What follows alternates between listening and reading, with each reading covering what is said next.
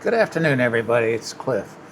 Um, so I am going to talk about a book today. It's August 4th, 2026. I started reading a book. It's called The Operation Paperclip by Annie Jacobsen. Um, One day I'll get better at doing these videos, but it was a book about the end of World War II, where, and that's in 1945 for those of you who are not aware of that, where something called the Joint Intelligence Objectivities Agency, or JIOA, officials recognized that Nazi Germany possessed advanced technical expertise in rocketry, aviation, synthetic fuels, and chemical weapons. So, driven by a paranoia over the emerging Cold War, the U.S. military prioritized inquiring and acquiring their intellectual capital from the Nazis before the Soviet forces could seize them. So these intellectual properties are people and documentation, manuals, and such like, but mostly people. Um, However, President Harry Truman explicitly ordered that no active Nazi Party members or war criminals be recruited. However, as always, people find a way around these directives from our president. Military intelligence officers routinely bypassed the mandate, and they went after specific party members of the Nazis, war criminals after the Nuremberg trials, and such like that. Some of the top figures in this book, and I read this book because it's history, okay? And it's something that if you don't know, you don't take time to review and understand, you don't learn from the history. And you don't learn that. And if you don't learn, it's been said, it's not my quote, and it's not even a quote, it's paraphrasing. If you don't know your history, you're bound to repeat it. It's important that we do know history, and sometimes we just don't really see the big deal about it. But sometimes peering back into the past and looking at what was going on then, and then seeing what the telltales, the red flags were, and such like that, make it more important every day that you understand your histories. Because what was done before can be repeated again, unless we are aware and alert to what's going on as citizens, even as government officials. Um, we just need to be on our toes. But it's interesting because some of the people the United States picked up, don't forget, it was not just the United States nor Russia. France and Britain were also involved in trying to scoop up these properties. Again, people, materials, research projects, and such like that. One of the characters that they picked up, and I use the word characters inappropriately probably, one of the properties they picked up was Wernher von Braun. And most of us are aware who he is. He's the father of the United States missile program, space program. He was the chief architect for the Nazis of the V2 program, which is a rocket that Germany used to terrorize London during World War II. He was responsible for employing thousands of slave laborers, and was a high member of the Nazi Party. But military intelligence, military authorities said, we need him. So, quote, he was rehabilitated, meaning reformed, and came to the United States and became the director of NASA's Marshall Space Flight Center, and it was one of the engineers behind creating the Saturn V rocket that reached the moon. So they snuck the von Braun in here. He became a national hero. And everybody believed that up until the time this book came out, Operation Paperclip. When it first came out, I remember reading about something in, I think, the Washington Post or something along that line about the story. And my personal belief, I was rather shocked. I do and have read about Nazi Germany. I have studied Nazi Germany in a limited way. I'm no way an expert. And I know the evil they did and such like that, the concentration camps, the experimentation and such like that. But I never connected at the time von Braun with the Nazis. When this book came out, or I read the article years ago, I was like, oh, okay. So I picked that book up to read it for that particular reason. Another person property they gathered up was a person by the name of Arthur Rudolph. He was a senior V2 production manager, and he directly oversaw the slave labor. He is also brought into the United States. Read the book, I believe.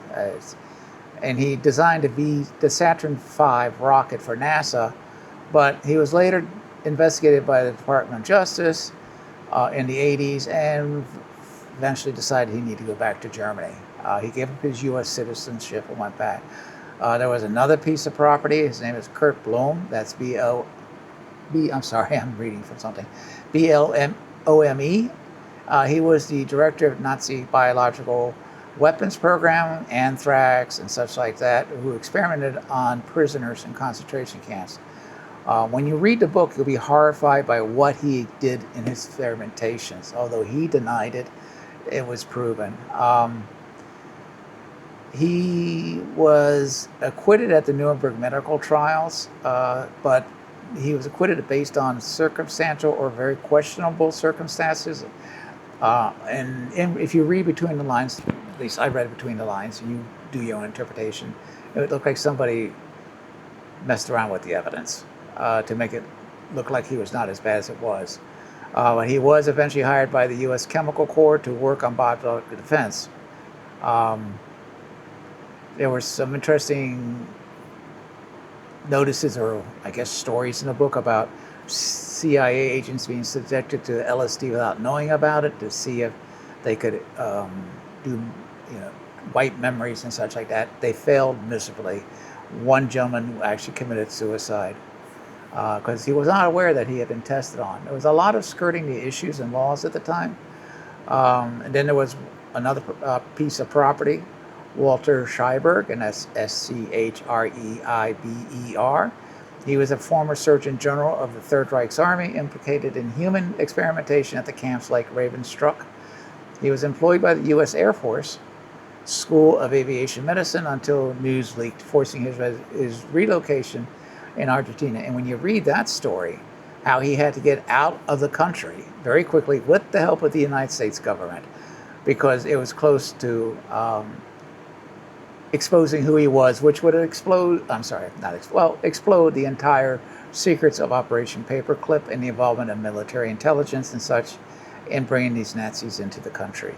But he would test on twins. He was testing, if I'm not mistaken, how pilots could survive in freezing water, but he was doing this with prisoners of war and, slaves and concentration camp prisoners, like dumping them into cold water, ice cold water, bare, naked, defenseless women and children and such like that. But the United States government wanted him. Then we had also a Hubert Strughold, Strughold. He was the father of space medicine for his work in pioneering life support systems for NASA. He was involved in high altitude and hyperthermia experiments on inmates in Dachau. And we all know the infamous concentration called Dachau. And if you don't know this, and it's not a criticism, older folks will know, particularly those who may become 50s, 60s, and like my age. If you're young and you don't know these things, then let me rephrase that. You should take the time to learn about them, to understand the importance of what's going on. Again, if you don't know history, if you don't know your history, we're bound to repeat it all over again. Now, I'm not saying we're going to do exactly this over, but who knows in the future.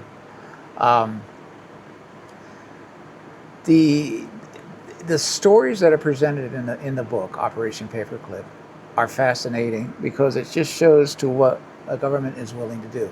They were in a race. You got to keep yourself in the frame of mind. This is 1945 through the 50s and somewhat up to the early 60s. Cold War was coming up. Russia was the big enemy on the front line and the United States was on the front line protecting democracy. They were protecting communism and projecting each other's spheres of influence. From that became the struggle. From that became the justification for bringing in Nazis. Probably the most hated group on the planet beyond the Japanese Imperial military. for what they did. And we brought them into our country on many, many cases under false pretenses, paid them, kept their word, learned about anthrax, developed our biological weapons to the umpteenth degree to where thousands of gallons of anthrax, if I'm not mistaken, were created, all in the name of protecting our country. They did human experimentation on Americans without, in some cases or many cases, their permission, meaning our government at that time. I don't want to confuse you with today's government. I have no idea what they're doing. But it's important just to take a moment, pick up the book. Again, it's Operation Paperclip. I found it to be good reading, interesting reading, and kind of unnerving. It's by Annie Jacobsen. You can get it online at Amazon if you wish. You can also get it at a bookstore, or you can take, you can get an ebook or find a book in a library or something. But I think it's important for all of us to understand our histories. And this is just a tiny, tiny portion of our history. There's far more, as we all know, in history. So I just want to say thank you all. It's a beautiful day outside, at least for today. And then tomorrow we're expecting rain here in Massachusetts for the next several days. So I want to thank you for listening. I want to thank you for taking the time. Just enjoy your day and have a wonderful day and a week. Be good.